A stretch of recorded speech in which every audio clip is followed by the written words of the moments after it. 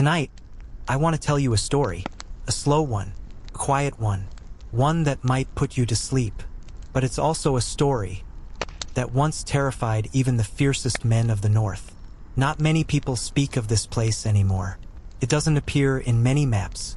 It never made it into the sagas or the scrolls or the songs. But deep in the mists of time, along the black coast where the northern fog rolls thickest, there lived a tribe. People who wore no armor, who spoke no known tongue, who carved no letters. And yet, when Viking sails approached the horizon, the rowers would grow quiet, and the wind itself seemed to hush, as if not to awaken what dwelled on the shore.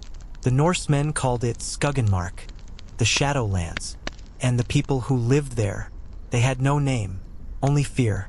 Our story begins long ago, somewhere between the 7th and 8th centuries, before the full bloom of the Viking Age, before the longships carved paths through the seas. This place already had legends. It was a coastline not shaped like others. Jagged and sharp, it rose out of the sea like blackened bone. The trees there were tall, not with the soft greens of life, but with hard, cold needles. Even the birds flew differently. They circled in patterns. They never landed. The tribe who lived beneath those trees built no grand villages. Instead, they dug into the land. Their homes were half buried, covered with turf, masked by stone. From above, you wouldn't know anyone lived there at all. Smoke never rose from their fires, not because they didn't cook, but because they burned something different. A kind of moss, soaked in salt and dried in sea wind, that burned cold and gray. They ate fish, yes, but not the kind you would expect. They netted them at night, when the moon turned pale, pulling creatures from the black tide that glowed faintly in the dark. Some said the fish had too many eyes. Some said the tribe only ate what died naturally. Others claimed they never ate at all, that they fed on dreams or breath or something else. In the long winters, when the sea iced and the trees stood like frozen spears, they would gather in silence. No drums, no laughter, only a soft, deep hum, like the earth itself was remembering something old and forgotten. They painted their bodies with ash and chalk, not in patterns but in shapes, symbols that had no meaning to anyone else. A spiral beside a jagged line, a circle broken in two. Sometimes they painted each other's eyes black, not around them, the eyes themselves. And when the Vikings came, they didn't fight them, not at first. The first recorded raid on the coast of Skuggenmark happened in the late summer of 793. It never made it into the books, because no one survived to write it down. But stories leaked. Whispers spread like wind across the taverns and camps. Something had happened there. The longship Svarthrafn, or Black Raven, was led by a jarl named Eirik Bloodhand. He was a brute of a man, with 6 raids behind him and a necklace of teeth to prove it. He and 30 of his finest warriors landed on the Shadow Coast under the cover of fog. They expected easy plunder. No real defenses, just some poor, strange folk with bones in their hair. But they didn't return. Another ship went looking for them 3 days later. They found the Svarthrafn half buried in black sand, its sail torn to ribbons, the hull scratched from within. No blood, no bodies, just strange symbols etched into the mast. Spirals, lines, circles broken in two. After that, the whispers grew. Jarl Halder from the eastern fjords claimed to see shapes in the fog near Skuggenmark. A crewman named Ulf said he dreamed of eyes watching him from beneath the sea. No one wanted to land there anymore. No treasure was worth it. But here's what makes it strange. No one ever saw the tribe attack. No arrows flew from the trees. No blades met shields. No fires lit the sky. And yet, something stopped the Vikings cold. The forgotten tribe didn't need force. They had presence. Their silence was heavier than a war cry. Their eyes, dark and hollow, made warriors look away. Even their children never smiled. They simply stared, like they knew something you didn't. Now let's go deeper. What did a day look like for one of these forgotten people? The sun barely touched their land. The sky always seemed overcast. So they moved slowly, waking not by light, but by sound. A low flute carved from seal bone would play at dawn, soft and steady. That was their signal to begin. They dressed in layers of stitched kelp, hardened bark, and sea-worn leather. Their garments didn't just cover them, they masked them, made them blend into rock, into sea foam, into shadow. They didn't walk directly. Their paths curved, weaving between trees and stone like a forgotten script. Meals were taken communally, in sunken circles surrounded by flat stones. No talking, only chewing. The food itself was always gray, brown, or black. Roots boiled with ash, dried fish crushed into powder and shaped into blocks. And always, a cup of a bitter drink made from fermented algae. Thick, pungent, almost medicinal. For fun, if you could call it that, they would sit across from each other staring for hours. It was a game. Whoever blinked first lost. Elders never lost. Children rarely won. But they never laughed. It wasn't about winning. It was about stillness, mastery over movement. And in the evenings, just as the dark returned to the forest, they gathered again. This time not to hum, but to listen. Not to stories, but to wind. They believed the air carried memory. That sounds, once spoken, never truly disappeared. They would sit in absolute stillness, letting the breeze speak for them. And maybe it did. Most people would think a tribe like this must have lived in constant fear, hiding in shadows, lurking behind trees, avoiding contact with stronger outsiders. But that assumption comes from a misunderstanding of what strength truly meant to them. They didn't worship gods of war or glory. They didn't raise monuments or chase honor in blood. For them, power came not from showing force, but from remaining unseen, untouched, undisturbed. And the most sacred place of all was not above the earth, but beneath it. Beneath the black pines and twisted roots of the forest, they had hollowed out something deeper than any outsider ever discovered. These underground spaces weren't quite tunnels, but they weren't caves either. They were cold hollows, rounded and smooth, carved by patient hands using tools made of bone and stone so old and worn they seemed more like extensions of their bodies than objects. The entrances were invisible from the surface. Hidden beneath fallen logs, beneath piles of damp leaves, beneath silence itself. Those who entered didn't speak, not even in whispers. They took off their garments before going below. No kelp, no bark, no leather, just pale skin and dark eyes, moving slowly through the cool air of the earth's stomach. The walls down there were lined with markings. Not words, not pictures, but ridges and patterns pressed into clay, spiraling inward towards some central thought that could never be fully spoken. At the heart of one of these chambers sat the oldest of them. Not a chief, not a leader, but a figure who simply remained. Their body was shrunken with time, skin like bark, eyes clouded and white, yet they never looked away. They always stared directly at whoever entered, not with aggression, but with a kind of unrelenting awareness. Here, the rituals took place. Not loud, not fiery. There was no dancing, no drumming, no ecstatic chants. Instead, there was a kind of breathing. Slow, rhythmic, shared among all who were present. In and out, timed like a tide. Every member matched it, and the room itself seemed to inhale with them. Then would come the part outsiders would never understand, the silence. Not simply the absence of sound, but something deeper. A silence so complete it felt physical, like a weight pressing gently on the ears. It was in that silence that they believed memory lived. Memory, to them, wasn't something trapped inside the mind, but something drifting through the air, soaking into the stone, hiding in the fibers of wood. And by holding silence long enough, one could listen to it. Hear what had happened before. Hear what the earth remembered. They passed no stories with words. Instead, they passed silence. And those who received it were changed. It said that a young boy, no more than 10 winters old, once entered the deepest chamber. He had been chosen, not for strength or cleverness, but for something quieter. The ability to sit still longer than anyone else. For 7 nights he sat in that underground chamber, never speaking, never moving, surrounded by the soft breathing of those who watched. And on the 8th day he emerged without blinking. He walked into the sea and stayed beneath the water until the sun vanished. then returned with a dead eel wrapped around his neck and never spoke again. He became one of them. The Vikings, of course, couldn't understand this kind of world. Their lives were loud, fast, full of conquest and mead and sagas and shouting. They believed in Valhalla, in strength and songs, in glory carved with axes. But when they met these people, or rather, when they didn't meet them, when they simply vanished in their presence, they had no frame to grasp it. And yet, they kept coming.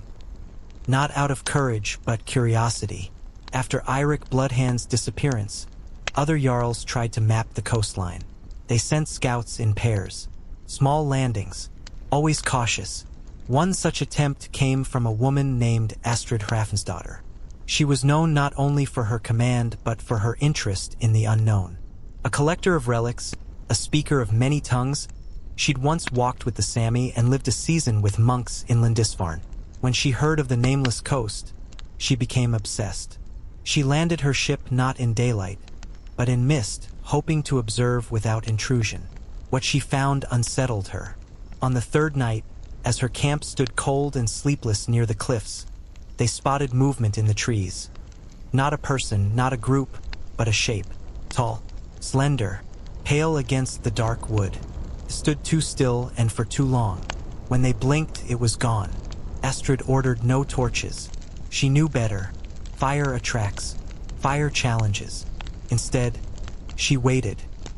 And on the fourth night, she woke to a sound no one could identify.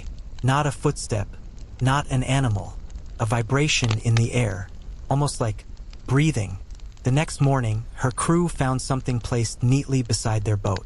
A spiral made of black stones, laid perfectly in the sand. No tracks around it. No signs of disturbance. Just the spiral. Astrid wanted to leave. She didn't say it aloud, but her men saw it in her eyes. They packed in silence. No one argued. And yet, as they pushed off from the shore, she turned back once, just once, and whispered something. We don't know what she said, but the winds changed. After that voyage, Astrid never raided again. She retired to a quiet island in the Western Sea, far from the trade routes. She never married, never told her tales. When asked why she left the sea, she would simply say, I saw what listens beneath the trees. And the tribe? They never left their land. They never expanded. They didn't need to. They remained exactly where they were, watching, breathing, remembering. And as the Viking Age roared across Europe, with ships and swords and sagas, that quiet coast remained untouched, as if history itself forgot it on purpose. But we didn't, and we're not finished. If you ever found yourself walking through the forest of the forgotten shore, which few ever did and fewer still returned from, you would start to notice something strange. Not right away, not with the first tree or even the 10th. But after some time, perhaps when the fog thickens or the sound of your own breathing becomes too loud, your eyes would begin to see them. Markings, not carved with knives or burned with fire, but pressed into the bark, shaped by pressure and age. They weren't letters or symbols in any traditional sense. They resembled swirls, indentations, layered curves like fingerprints left behind by giants. Some of the trees had just one. Some had dozens, spiraling up their trunks as if trying to escape the ground. Some trees had none, but their roots would form similar curves in the earth, gently outlined by moss or the soft shifting of soil. It didn't take long to understand that the markings weren't decorations or warnings. They were memories. The tribe didn't write on parchment or stone. They wrote into the world itself. Every mark in the forest told a story, though not in words or images. They were not meant to be read but felt. The members of the tribe would sit beside them, lean their foreheads against the bark, close their eyes and breathe. And in that quiet moment, they would remember, not as a thought but as sensation. Cold air, a broken shell, a scream muffled by fog. They didn't remember as we do. They remembered as the earth does. They called these trees Savantry, which roughly translates to sleeping trees. They believed that when someone died, part of them, not a soul but a silence, would find its way into the nearest tree, and if that silence was honored properly, it could become guidance. These were not ancestors in the usual sense. They were remnants, Still, echoing presences. But perhaps most unnerving of all, the eyes. Because some trees didn't just have markings. They had shapes, right near the middle of the trunk, where the bark darkened in tight knots. Shapes that resembled eyes. Some were small and high, others were wide and sunken, and every single one faced the path, if you could even call the forest's winding clearings a path. The Vikings who ventured too deep into these woods, those who somehow returned, would speak in low tones of the watching forest, of eyes that blinked when you didn't, of gazes that followed footsteps without making a sound. Most chalked it up to madness, tricks of shadow and wind, the paranoia of unfamiliar woods. But some knew better. Some had felt it too directly to dismiss it. One warrior, an old man named Kettle One Eye, was the only survivor of a four-man scouting party that had attempted to camp on the edge of Skuggenmark's forest. He came back raving, eyes sunken, refusing to sleep. When finally forced to rest, he awoke screaming, not from dreams of attack, but of stillness, of sitting, of being unable to move while a face with no mouth pressed close to his. He described its eyes as endless black, not hollow, but full of something heavy. The tribe, meanwhile, didn't fear the eyes. They welcomed them. Children were taught to visit the marked trees daily, to touch the bark, to sit beneath the largest roots and listen. Their games involved sitting still long enough to feel watched, not to avoid it, but to become comfortable with it. There was even a ritual known only as the listening. Once each season, the entire tribe would gather in a ring deep within the woods. No fire, no food, no sound. Just bodies forming a wide circle around the oldest savantry, a tree so large and gnarled it looked more like stone than wood. They would sit as night fell and remain until the first crow of the distant seabirds. No one moved. No one even shifted their weight. It was said that if you sat still enough, the tree would show you a memory that didn't belong to you, a fragment of something before your time. Not in dreams, but while awake. You would see a coastline you never visited, hear a voice you never knew, feel a fear that wasn't yours. To outsiders, this might sound like superstition, but the people of the forgotten tribe didn't treat it as belief. To them, it was as real as hunger or cold. It wasn't something mystical, simply was. And the Vikings began to notice something else, something far more difficult to explain. Some who survived brief encounters, men who had only glimpsed the tribe from a distance, who had never exchanged a single word or blade, began to change. They would return home with eyes darker than before. They would sleep less, speak less. Some would carve strange spirals into their oars or tattoo broken circles onto their skin. A few abandoned their settlements entirely, wandering into the wild as if following a voice too quiet for others to hear. These men came to be known as Draughar, dream watchers. They were neither feared nor welcomed, only observed. Some were said to speak in the tribe's tongue after a time, despite never having learned it. Others simply sat by the sea, unmoving, for days. And as the stories grew, so did the mystery. Who were these people really? Where had they come from? One theory, whispered among Old Norse scholars and quickly dismissed by most, suggested they weren't native to that shore at all, that they were the last survivors of something older, a people whose civilization had crumbled long before the Norse rose, a remnant not just of a forgotten tribe, but of a forgotten world. And yet, they showed no signs of decay. They had no ruins, no relics, no crumbling walls. Everything they were, they still were, alive, present, and waiting, always waiting. And the forest? It was never silent. Not really. It just waited for you to become quiet enough to hear it. Years passed, and the tales of the silent tribe began to shift from fear to folklore. In distant halls, where fire cracked and warriors drank deep into the cold nights, young men would speak of the cursed shore as if it were a riddle, a dare, a challenge for the brave or the foolish. Maps were drawn again, and lines carved toward that stretch of coast marked not with names, but with questions. And yet no chieftain dared send a full warband. Not after Astrid's retreat, not after the Dream Watchers, and not after the 3 ships that vanished without a cry. Still, curiosity does not rot, it grows.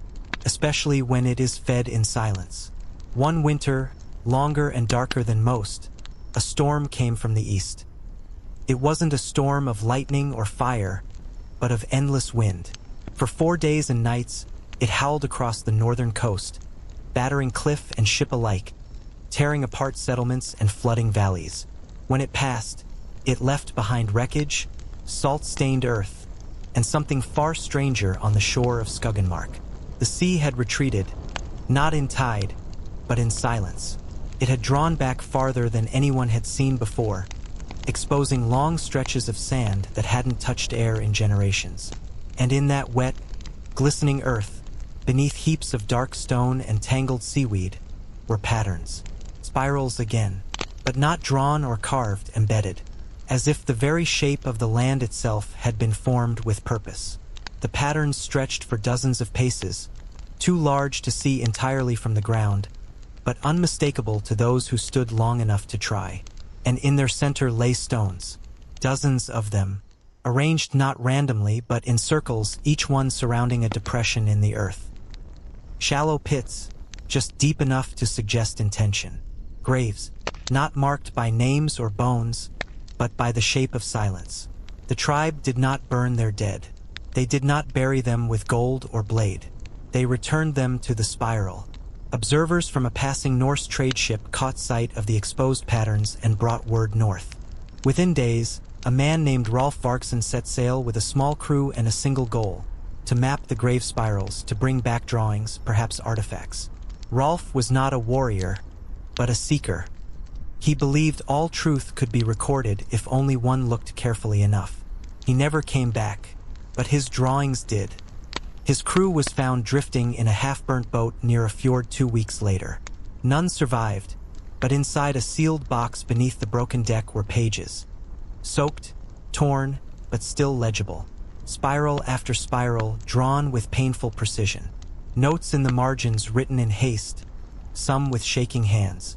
One line repeated over and over again near the end, scrawled as if the pen had been driven by panic, not reason. They do not sleep. They wait. They are not buried. They listen. And one other line, harder to read, barely visible in the folds of the damp paper. The sea turned black. It wasn't the storm. This phrase was dismissed by most, labeled poetic or mad. But those who read deeper saw it differently. Because on the 4th night after the storm, just as the tide began to creep back toward the spiral graves, a ship sailing past the coast reported something impossible. The crew, seasoned and sober, claimed the water had darkened suddenly, not with mud or ash, but with shadow.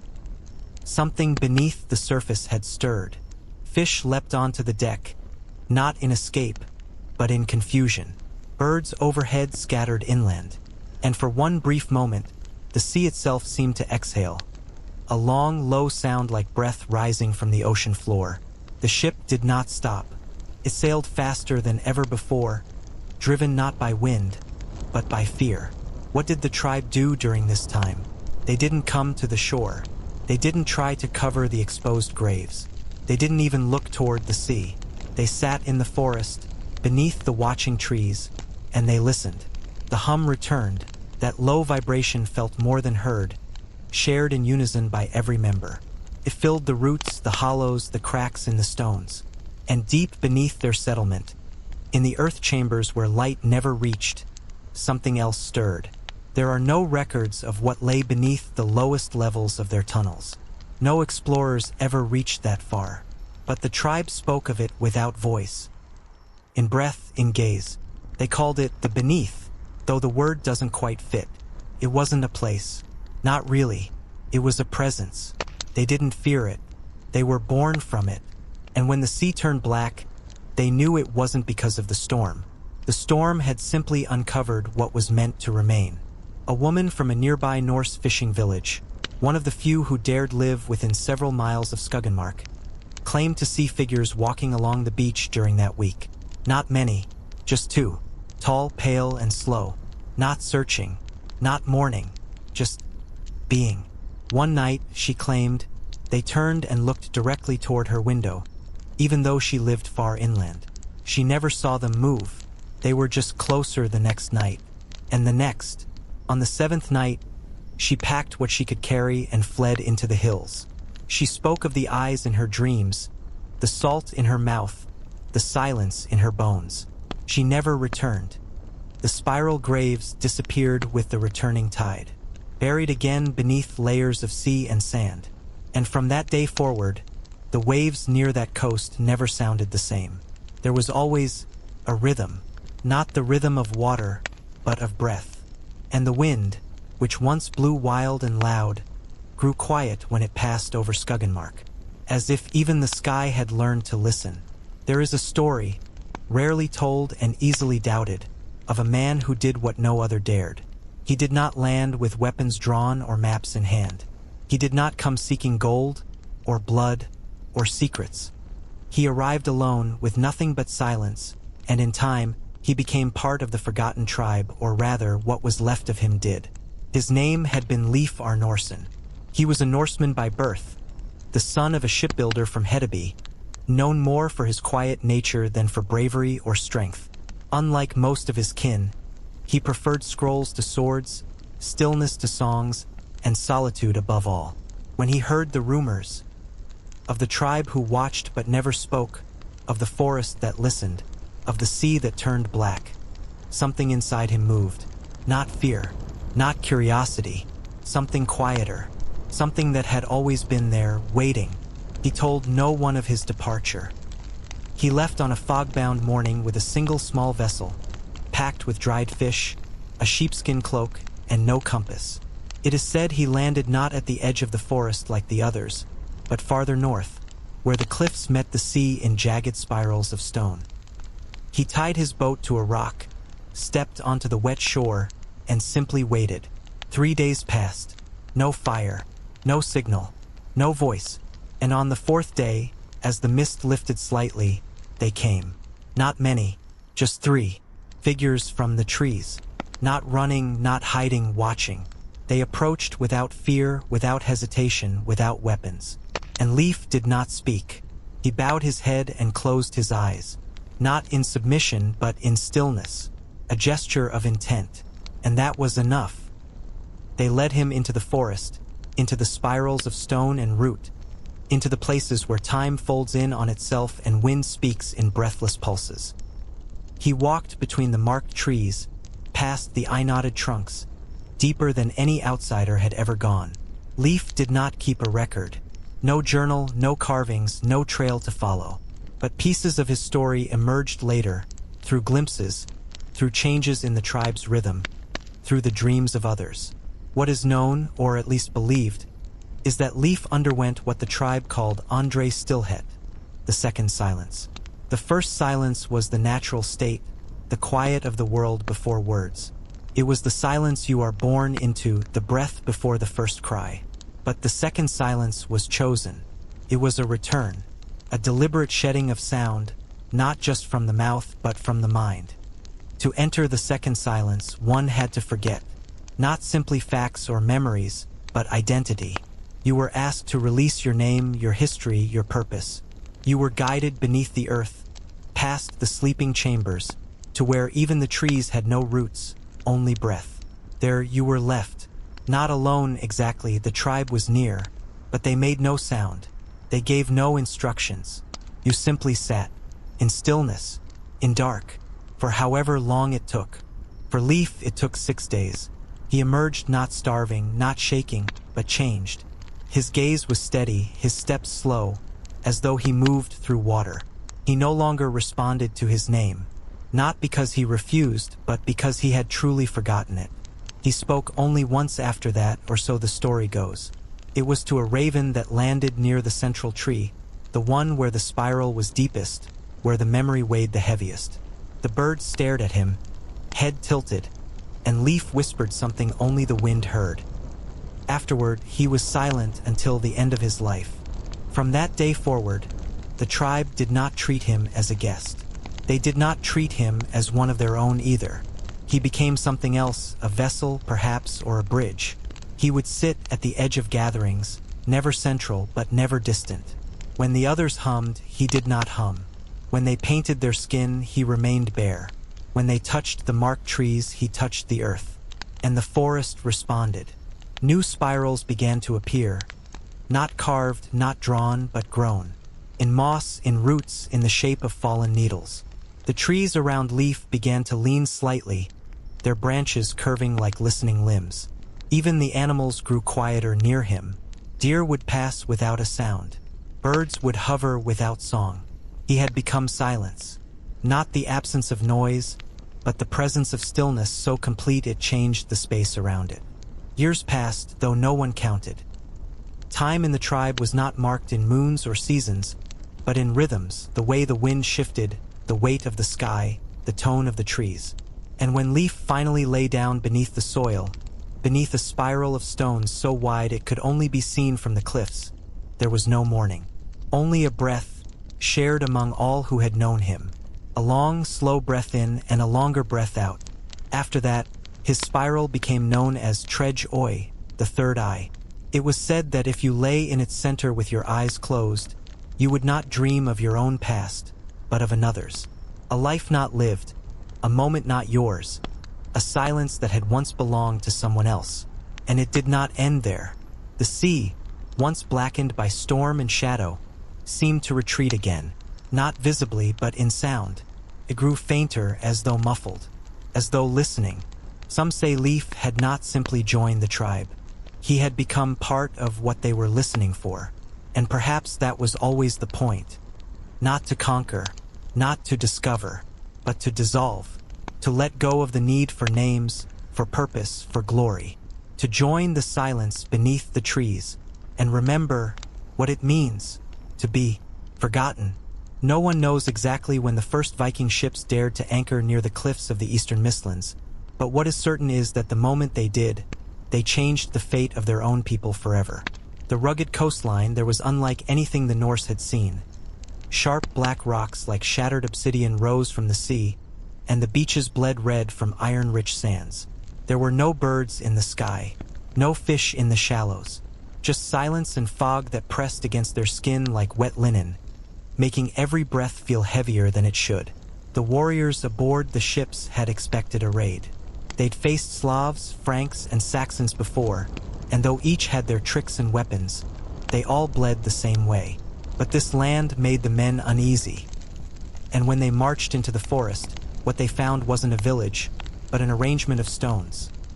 Massive slabs of granite standing upright, each with carvings so intricate and bizarre that the runemasters aboard couldn't decipher them. Not even close. One of the younger raiders, a boy from Trondheim, joked that maybe they'd stumbled into the land of the dead gods. One's too strange to remember, too dangerous to worship. The others laughed, but their hands stayed on the hilts of their axes. That night, they set camp at the edge of the trees. They made fires, roasted what little dried meat they had left, and sang soft battle songs to keep their courage warm. But in the hours just after midnight, the forest changed. No wind stirred the leaves, yet they rustled. Not from above, but from the roots, as if something large and slow was moving underground. Then came the smell. It was unlike rot or decay. It was like metal burned too long in flame. Copper, salt, blood, and ash all at once. One of the scouts vanished during his watch. Just gone. No scream, no sound of struggle.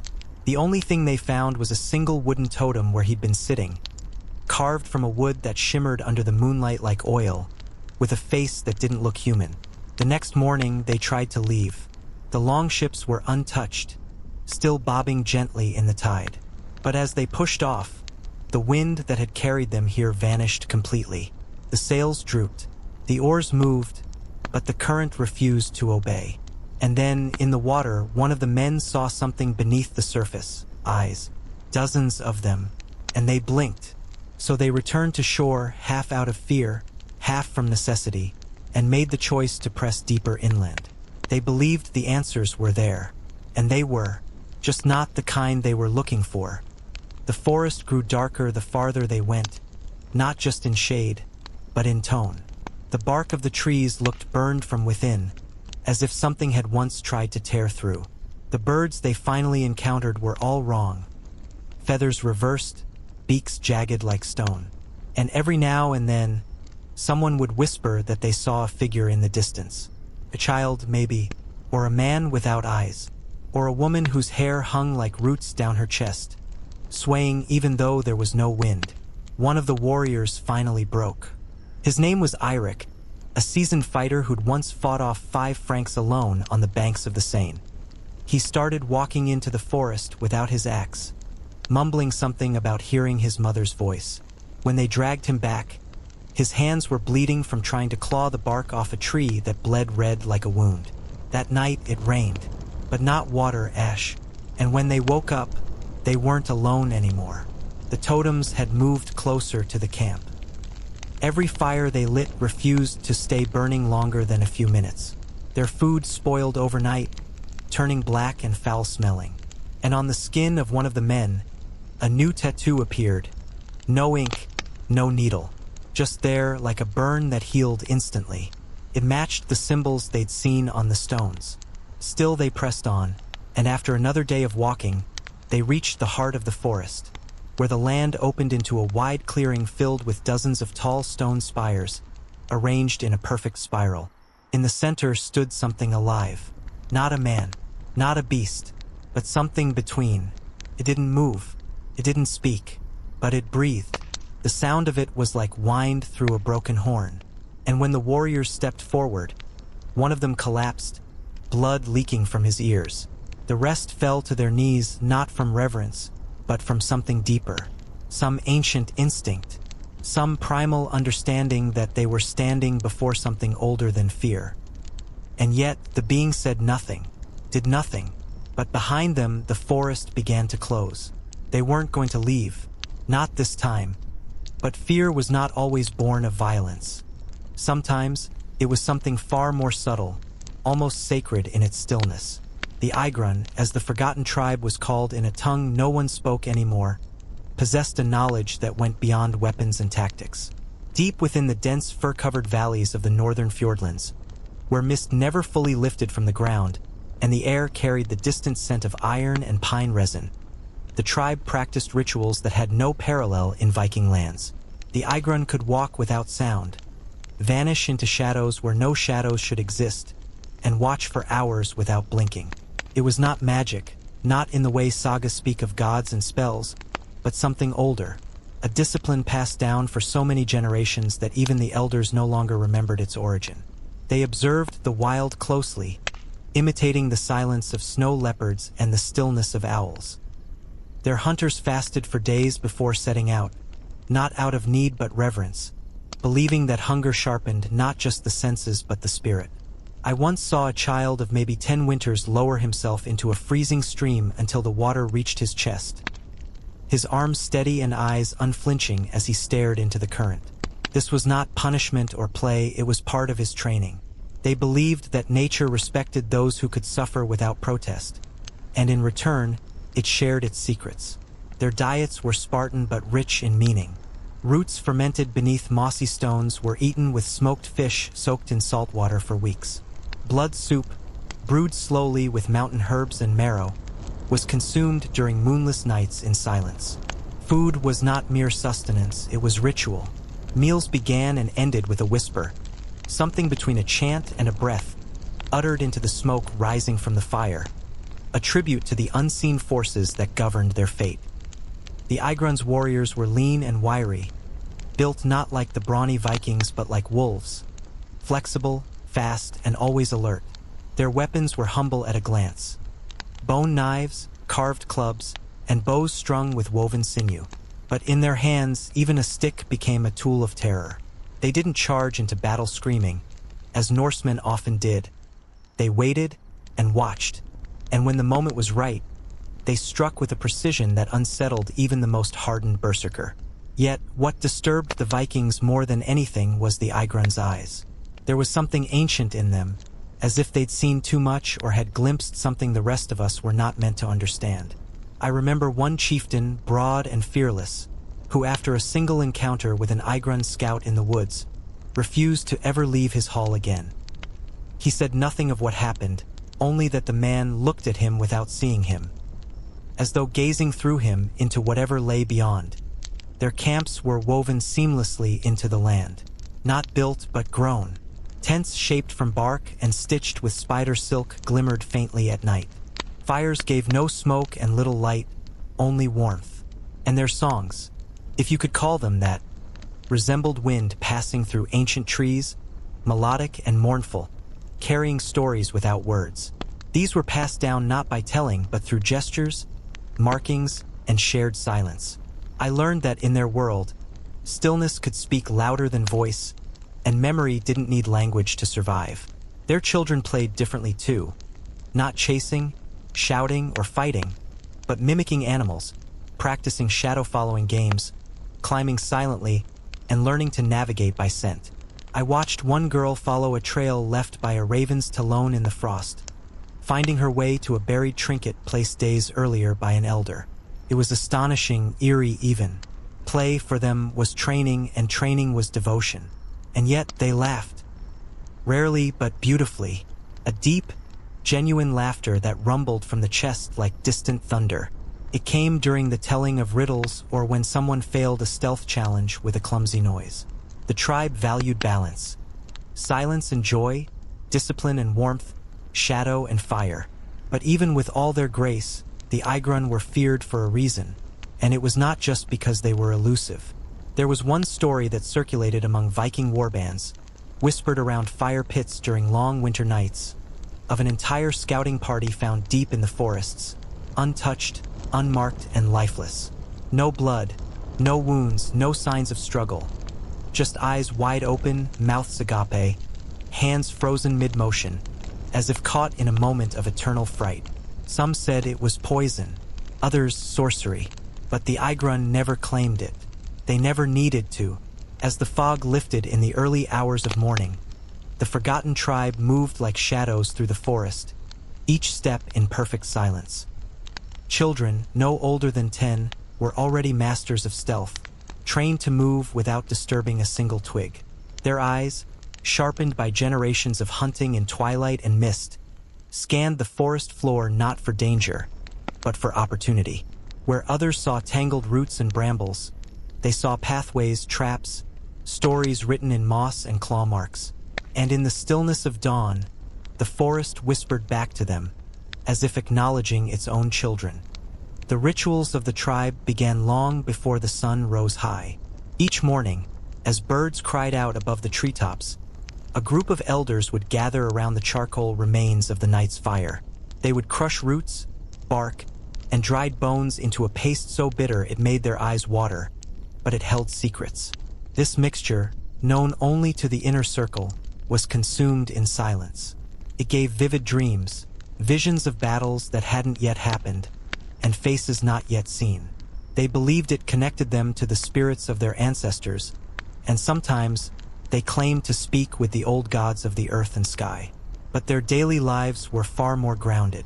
While men reinforced their bone-plated armor or practiced drills in the clearing, mock battles fought with weapons tipped in stone and poisoned thorns. The women of the tribe carried out the complex rituals of food preparation. They didn't cook like other cultures did. There were no grand fires or boiling pots. Instead, they used slow smoldering pits lined with volcanic stone, where food was steamed beneath layers of damp leaves. Meat was never burned, never charred. It was infused with herbs that not only nourished but kept the body alert for hours without sleep. Every ingredient served a purpose. The roots of the bloodleaf plant were said to increase focus and sharpen hearing. Tiny red berries picked at dusk caused the pupils to dilate, helping warriors see in low light. Even children learned early that food wasn't just for survival. It was for enhancement, for transformation. And while they ate, they spoke, always in riddles, metaphors, or layered stories. To speak plainly was considered disrespectful to the mind. Wisdom was tested in conversation, and one's status in the tribe was often judged by how clever their phrases were, not how loud their voice could be. Their stories wove animals, weather, and memory into a web so dense it could confuse even a seasoned trader from the coast. Outsiders, those rare enough to be allowed near, often left shaking their heads, unsure if they had just listened to a lesson, a warning, or a curse. In the afternoons, children gathered to hear the old songs. These weren't lullabies or simple rhymes. but long, breathless chants performed in a single exhale. The goal was to build lung strength, to increase endurance, to train singers who could summon fear with sound alone. Some of these chants were designed specifically to mimic the distant roar of approaching armies, or the whispering wind that had unsettled the Viking explorers years before. And these sounds, these strange, unnatural melodies, still echoed in the forests beyond the hills. No one knew exactly how the tribe had discovered this art, but it was passed through generations as if it were sacred. One chant could make an entire herd of deer freeze in place, confused and terrified. Another could make birds scatter and wolves howl, even if there was no moon. It was this manipulation of sound, more than any weapon, that gave the tribe its eerie power. But music wasn't their only art. They painted, though not on walls or bark. They painted on skin, rows of fine lines and spirals in deep red and ochre that were reapplied every few days. The pigments were mixed with ash and blood, forming a paste that dried like cracked clay. Each symbol had a story, and each story had a weight. To wear a line that hadn't been earned was considered a betrayal to the tribe's spirit world. And as the sun lowered, the village prepared for its most important ritual of the day, the still hour. During this time, no one spoke. No footsteps, no fire crackled. Even the dogs seemed to understand, laying their heads low, eyes wide open. The tribe would gather at the edge of the high cliffs, facing the vast sea. They would sit, back straight, hands placed on the earth, listening. It was believed the winds carried voices, warnings from far places, from the ancestors, from those who had drowned or died in battle. The still hour was not for prayer. It was for listening, for feeling the rhythm of the world. And sometimes, something came. A crack in the forest, a flicker in the sky, the brief shimmer of movement across the waves. They never reacted outwardly, but inside they were always preparing. For something old was stirring in the distance. Their sentries, young warriors posted high in the trees, had seen foreign sails days before, moving like black teeth across the waterline. The patterns were wrong. These weren't the usual trade ships, nor the coastmen's canoes. These were built for storms, for raids, for blood. The elders called them sea wolves. Their stories told of men who came from the north, who wore iron skin and carried lightning in their fists. They were the same ones who had vanished the last time they dared enter these forests, who had heard the sound of voices on the wind and left their weapons behind in the mud. But now, the sea wolves were returning, and they were bringing more teeth, more fire, more fury. And the tribe was ready, not because they had more weapons or stronger warriors, but because they had memory, they had sound, they had the forest, and most of all, they had fear, not their own, but the kind they had planted like seeds in the minds of their enemies long ago. Fear, they believed, was the most powerful weapon of all, and theirs was ancient, deep, and sharpened over generations of silence. The trees were watching, the wind had begun to whisper, and the forgotten tribe was already moving. The villagers of Skorger, a Norse settlement hugging the cliffs of the northern sea, had long grown used to the rhythms of the ocean, to the sharp cries of gulls echoing through the morning fog, to the scent of salt and fish mingling with peat smoke from their hearths. Yet in the months following the failed raid on the forgotten tribe, those rhythms began to unravel. Their chieftain, Ulfr the Red, who once stood proud and commanding with his broad chest and thunderous voice, had become a husk of his former self. He rarely spoke now. He wandered the shoreline at dawn, staring into the waves as if searching for something he couldn't name. Whispers began to rise in the longhouses. Some said Ulfr had seen a vision. Not just fear, but something deeper, more sacred, a horror laced with awe. Others believed the old gods had punished him for his pride. A few, the oldest among them who remembered the tales from the far north, claimed Ulfr had crossed paths with the Ulfhir, the ghost skin people who could walk between this world and another. And in his arrogance, he had challenged what should never have been disturbed. But the strangeness didn't stop with Ulfr. His warriors, the dozen that returned from that expedition, were no longer the same. At night, they screamed in their sleep, voices strangled and desperate, as if fleeing something that no blade could strike. By day, They sat together but silent, huddled near the hearth like children afraid of the dark. One of them, Brynjar One-Eye, had taken to carving strange runes into the wooden beams of his home, symbols that didn't match any Norse script. They looked older, more fluid, like something etched into wet clay by claw rather than hand. Then came the dreams. It started with the blacksmith's wife, Freda, who claimed she saw a pale-eyed figure standing outside her house, watching through the fog. She said its face was painted in ash and blood, with a line across the mouth as if to silence its voice forever. Others soon reported similar visions. Figures on the edge of their vision, shapes darting behind trees, whispers in a tongue that sounded like wind running through dry reeds. Cattle began to disappear. Dogs refused to go outside after dark. Children started drawing crude figures in the dirt, thin people with wide, staring eyes and long, twisted limbs. The village shaman, Eirik the Grey, tried to perform cleansing rites, burning sage and chanting to Thor and Odin. But when he placed runestones by the door of the hall, they cracked on their own, as if protesting their presence. The people were afraid, not just of an enemy they didn't understand, but of something deeper, that the world no longer obeyed the rules they had always trusted. The tide seemed to rise earlier than before, the stars shifted slightly in their paths, and the auroras danced overhead for longer than they should, flickering in colors the elders had never seen.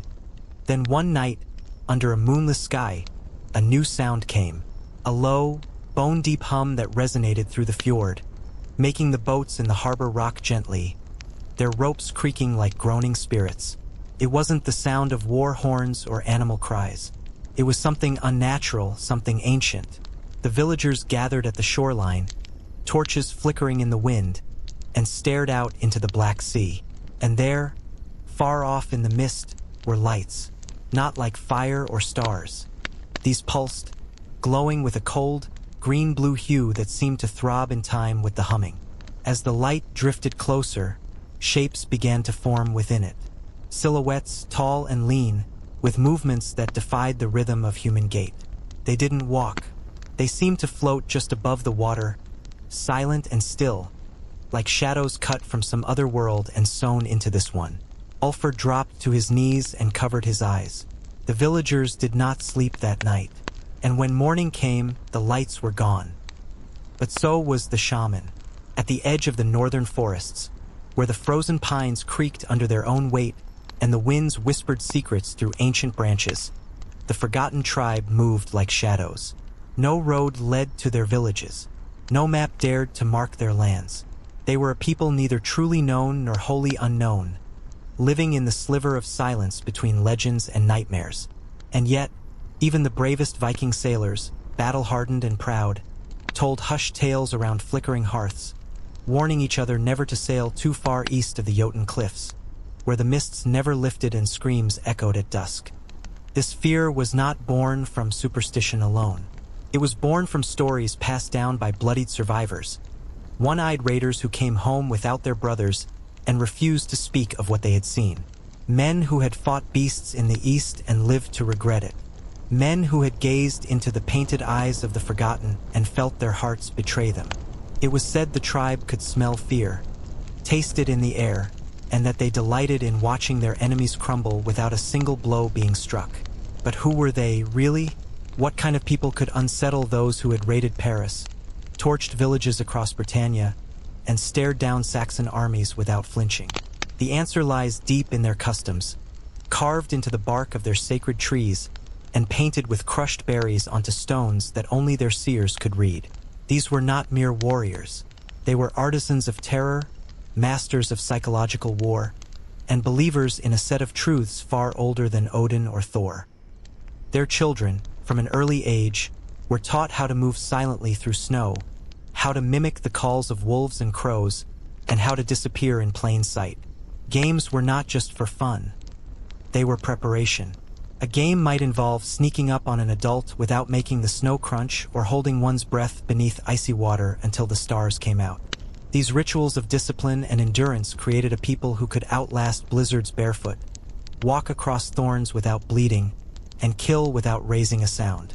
Their meals were humble but nourishing: boiled tubers, dried fish, fermented roots, and a thick broth made from elk marrow and moss.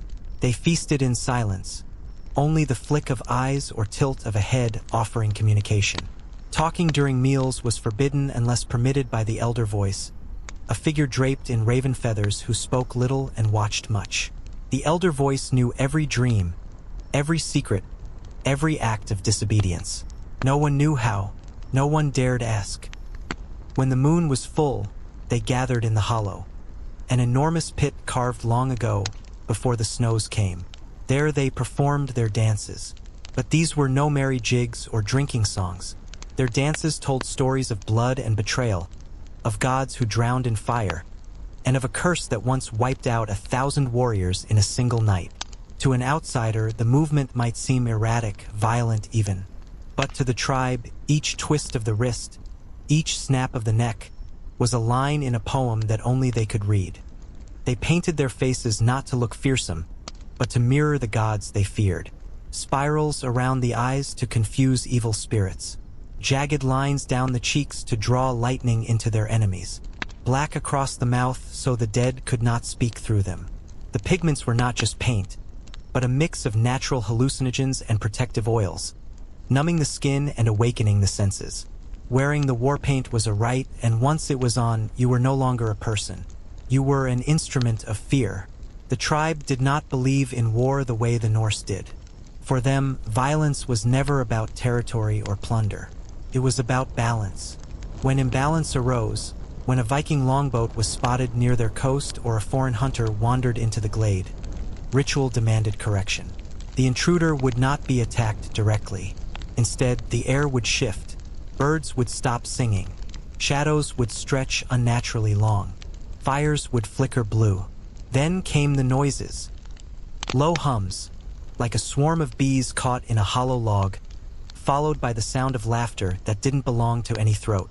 Vikings who returned from such incursions described waking in darkness, surrounded by totems made of bone and hair, their axes rusted to dust overnight. Some claimed their ships were turned around in their sleep, pointing west even when they'd sailed east. Others said their oars shattered the moment they touched water. No one knew how the Forgotten did it. They simply accepted that if the tribe didn't want to be found, they wouldn't be. And if they wanted you gone, you'd vanish from the world before sunrise. But perhaps the most terrifying aspect of the Forgotten was not their rituals or their illusions, but their silence. Silence that waited in the trees. Silence that outlasted screams. Silence that followed the Vikings home, haunting them even after they'd returned to their mead halls and warm beds. For the Forgotten did not kill out of hatred. They killed because the balance demanded it. And balance, in their eyes, was not just nature's law, it was sacred. But if the forest guarded their secrets, the sea whispered their stories to the wind. Though the Forgotten tribe lived far inland, beyond the salt spray reach of the northern waves, their influence stretched to the icy coasts where Viking longships sliced through bitter waters in search of plunder and glory. Sailors spoke of a strange fog that would roll over the horizon without warning, thick as wool and cold as death, swallowing whole ships without a sound. At first, these stories were dismissed as drunken hallucinations or excuses from cowards afraid to raid inland. But as entire crews failed to return, a quiet superstition began to spread among Norse clans. The name of the tribe, if they ever had one, was never spoken aloud, only gestured toward with uneasy hands or referred to in roundabout phrases like "those shadows in the wood" or "the dwellers under the hills." Even among the bravest jarls, there was a line that could not be crossed, and that line was marked not on maps, but in the minds of survivors who had seen what no words could capture. The few Vikings who did return spoke in trembling voices about silent forests that swallowed sound, about rivers that reversed their current, about children with eyes like coal and elders whose faces were painted not with war paint, but with something far more permanent, markings that seemed carved into flesh, as if written by stone rather than hand. But it wasn't just fear that kept the Norsemen away, it was humiliation. One raiding party, a band of hardened warriors from the icy fjords, well-fed and full of mead, rode for 3 days inland along a river known only by locals as Vein of the Earth. The trees bent low over the banks like mourners at a funeral, and the further they pushed, the more the world around them changed. Birds no longer sang. Insects vanished. The wind, once sharp and biting, hung heavy and still. Their leader, a brute named Draughar, dismissed the omens. He was a man of iron, tested in fire, who had once beheaded a berserker mid-rage. They landed near a clearing marked with tall stones, carved not with runes, but with swirling patterns that seemed to move when stared at too long. A deer stood motionless in the center of the field, not fleeing at their approach. When Draughar raised his axe, the deer simply blinked and vanished, like smoke carried away by unseen hands. They never even saw the tribe. Not clearly. Shapes moved between trees, too tall, too thin, too fast. One by one, warriors began to lose their nerve, then their minds. They swore the trees whispered their names in Old Norse, voices like loved ones long dead, and no matter how far they ran, they found themselves back at the same circle of stones. When only Draughar remained, he tied himself to a tree, convinced he had been cursed to walk in circles until the earth swallowed him. A week later, a single Viking boat was found adrift, empty save for him, half-starved, eyes sunken, and lips whispering to someone no one else could see. He never raised a weapon again. The tribe didn't fight like men. They didn't fight at all. They watched. They waited. They turned the strength of their enemies against them. But what kind of people could command the forest to move and bend at will? Who could manipulate perception so thoroughly that reality unraveled like thread? Were they shamans? Witches? Or simply something older, something not fully human?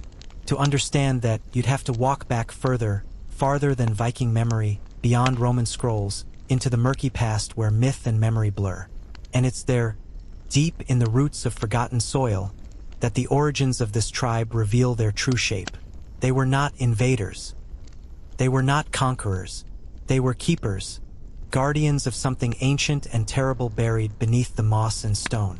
And their power didn't come from rage or conquest. It came from stillness, from silence, from secrets carried down generations like sacred breath. But their world wasn't always cloaked in fear. Long before they were shadows, they were people, curious, warm, filled with laughter and hunger and song. So what changed? That story begins at a fire, in the dead of winter, when a stranger wandered in from the ice, carrying something wrapped in sealskin that should never have been unearthed. Something that bled when no one touched it. Something that whispered in languages older than memory. And everything, every nightmare, every curse, every death that followed, can be traced back to that single night, when the tribe opened the bundle and looked inside. It looked back. Yet the forest, so often perceived as a quiet haven of green shadows and birdsong, began to change with the passing years. As if stirred by the presence of the forgotten tribe and the shifting balance of nature, the wildlife patterns altered. Herds of elk, once regular in their seasonal migrations, began avoiding paths near the tribe's central grove. Wolves, intelligent and eerily sensitive, howled less in those regions, circling wide around the villages as if something unseen stirred there. Something older than them, older even than the humans themselves. It was during one unusually harsh winter, when the rivers froze over far earlier than expected and a deep silence blanketed the land like heavy wool, that the tribe faced a new presence. Not a Viking raid nor a natural disaster, but a man. Alone, pale, barely dressed for the cold. He stumbled out of the east, across the brittle snow, and collapsed near one of their boundary cairns. He had no name they could understand. He spoke no words they could translate. But his arms were tattooed in markings eerily similar to the ones in the tribe's oldest caves, spirals and jagged etchings meant to invoke or repel spirits. His breath reeked of iron and salt, his body lined with shallow cuts arranged in specific patterns, almost ceremonial. The elders debated whether to help him or let him perish, for they recognized him not as lost but as sent, and not by any tribe of man. When the man awoke, he screamed not in pain but in terror. He grabbed at his own chest as if trying to pull something out. He spoke in tongues, and during fevered sleep he chanted words none had heard. But the trees outside seemed to sway in rhythm, and the smoke from their fires spiraled upward unnaturally, defying the winds. For 7 days, he lay under their care, and for 7 nights, none in the village slept without hearing whispers just outside the walls. Whispers that mimicked voices of the dead, voices of long-gone lovers, voices of children who had never existed. On the 8th day, the man vanished. No tracks in the snow, no sound in the night. Only a symbol remained, carved into the central tree near the elder's hut. It glowed faintly only at dusk, and birds refused to land near it. The village shaman, a woman named Iluna, who wore antler crowns and spoke to the wind with her drum, declared this a sign that the tribe's slumbering power, the one they had long suppressed, had been noticed, perhaps even summoned, and this, she warned, would bring the Vikings. Not the ones they had bested before, not the raiders they had toyed with and driven mad. These would be different. Ones who had heard of the cursed tribe through tales passed secretly across the fjords, who came not to conquer, but to witness, and perhaps to destroy what they could not understand. In preparation, the tribe changed. Training resumed not for survival, but for defense of something greater. Their younger hunters were taken deep into the caves and returned pale, their eyes reflecting something unseen. The forest became denser around the village, seemingly overnight. Trees twisted and bent unnaturally, as if shielding the land. Mushrooms glowed at the base of ancient trunks. Animals returned, but differently. Deer with black eyes, foxes that never blinked, birds that sang only at midnight. But perhaps most telling of all was the silence that fell over the children. The little ones, usually wild with games and curious mischief, stopped laughing. They gathered at dusk to sit near the symbol on the tree, not speaking, simply staring as if listening to a story no one else could hear. The shaman told the elders the veil had thinned. The old power, the one their ancestors had hidden in layers of rituals and smoke and forgetfulness, was rising, not in rage but in need. For the world beyond the tribe had shifted. The empires grew louder. The seas carried foreign ships. The gods of other lands clawed for worship in every corner. And the forgotten ones, the truly ancient spirits, were stirring from their sleep. It was no longer just about defending their home from raiders. Now, the tribe stood as a last bastion of a world that had been almost erased. A world where nature spoke directly, where power had no shape but all presence, where man and shadow once walked as equals. And in the frozen fjords to the north, where the winds never stopped and the nights lasted months, a Viking jarl named Skelver gathered men not for plunder, but for a journey into legend. He held in his hand a map burned into whale hide, and around his neck, a charm made from the tooth of something that had never walked the earth in sunlight. He had heard the stories, of the village that never fell, of the tribe with no name, of the power beneath the trees, and he believed that if he found this place, if he captured even a fragment of what lay hidden there, he could become more than a king. He could become a god. And so he began to sail, not knowing that what he sought had already begun to awaken, and that by arriving, he would not conquer it, but join it forever. The days passed quietly beneath the canopy of ancient pine, as if the forest itself held its breath, watching the slow dance of human lives nestled within it. In the cold mist of the morning, when even the birds seemed reluctant to sing, the tribe of Rintal moved like shadows between the trees, their fur-lined boots muffling the sound of their steps, their breath curling into the air like faint smoke. The fire pits were already lit by the time the sun brushed the treetops with pale light, and the scent of smoked eel, wild roots, and crushed juniper hung thick in the air. They ate in near silence, not out of solemnity, but because listening was a revered act, a ritual. The wood spoke if you gave it your full attention.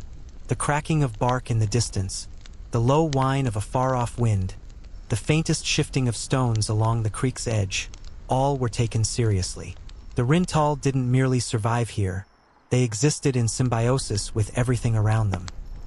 Their tents were not staked permanently into the earth, but lashed to trees, suspended above the ground where the moisture could not reach them. Inside, thick layers of moss and woven pelts insulated the tribe from the chill, and charms made from antler and twine swung gently from above, said to protect their dreams. Children played with carved wooden animals, not toys exactly, but learning tools, shaped like the creatures they would one day track or tame. Even their games bore the shadow of instruction. Young ones would sneak through the woods with painted faces, trying to outwit the older hunters, ambushing them with snowballs or pine cones tied to strings. Laughter would echo for a while, light and brief, before they slipped back into the hush that cloaked their world. It was during one such morning, calm and unassuming, that the stranger came.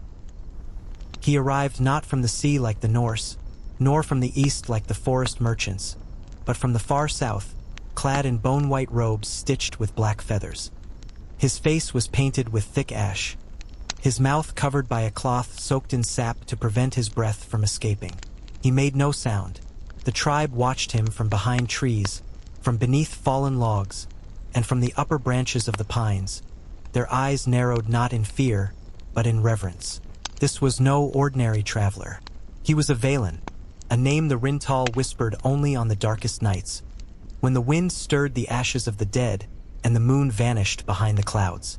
The Valens were said to be keepers of the memory of fire, ancient priests who once walked with gods when the ice first melted. No one truly believed they still existed, not really. And yet here he was, walking straight into the heart of their village, arms outstretched, palms painted crimson, eyes rolled upward as if seeing things not visible to the waking mind. He spoke not with words, but with motion. He reached down and drew lines in the dirt, his fingers tracing circles within squares, squares within triangles, until the ground looked like a map of some forgotten city. Then he stood, pointed to the eastern horizon, and simply waited. Hours passed. The tribe gathered in a wide ring around him, murmuring among themselves in soft voices, the elders exchanging glances that spoke volumes. Then, as the sun slipped behind the jagged spines of the mountains, they finally approached him. The elders, Yala the Bone Keeper, Dren of the Sixth Fire, and Oru the One-Eyed, stepped forward and touched the Valen's shoulders in unison. He collapsed, not as a man would fall, but as if unspooled by unseen threads, sinking gently into the snow with not a single sound. The elders lifted him and carried him into the longhouse, the one used only for rites that predated the language of the Rintal, where even the walls had been stained black with time. For 3 days, the smoke from the longhouse rose darker than usual. The scent of burning herbs, strong, bitter, unfamiliar, clung to the trees and seeped into clothing, into skin, into dreams. Those who passed near the structure at night reported hearing low chants, not in the tongue of the Rintal, but in something older, cracked and raw, like stones grinding in a riverbed. Children were told not to ask questions, but curiosity hummed like a wasp nest beneath the village's surface. On the 4th day, the elders emerged with new marks on their faces, lines of soot that reached from their temples to their chins, and the Valen was gone, as if he had never been there at all. In his place remained only a bundle wrapped in birch bark, bound with sinew and stained deep blue. No one but the elders touched it. They carried it to the Tree of Echoes, a gnarled ash at the center of the village, and buried it beneath its roots with no ceremony, no words, only silence and the steady drumming of a single hand tapping bone against wood. From that day forward, something shifted. The Rintal began preparing in ways they had not in years. Their hunters disappeared into the mountains, not for food, but for metal. Their weavers dyed new cloaks not in the muted hues of moss and bark, but in red, deep as blood and impossible to miss in the snow. Young warriors were taught new chants, sharp and rhythmic, that seemed designed not for hiding, but for being heard. Fires burned hotter, longer, and brighter, no longer muted beneath hoods of snow. And far to the north, where the fjords coiled like veins across the icy land, rumors began to ripple through the longhouses of the Norse. Ships had gone missing, settlements found empty, food left steaming on the tables, dogs still chained but whimpering. And always, at the edge of it all, strange symbols carved into stone, symbols no Viking could read. The Rintal were stirring, and the sea no longer felt like safety. And so, as the nights grew colder and the sun lingered less on the horizon, The people of Caradal found themselves gathering closer to the central flame of their village, drawn not just by warmth, but by the comfort of each other's presence. For even the strongest among them could not entirely shake the sensation that something in the world had changed.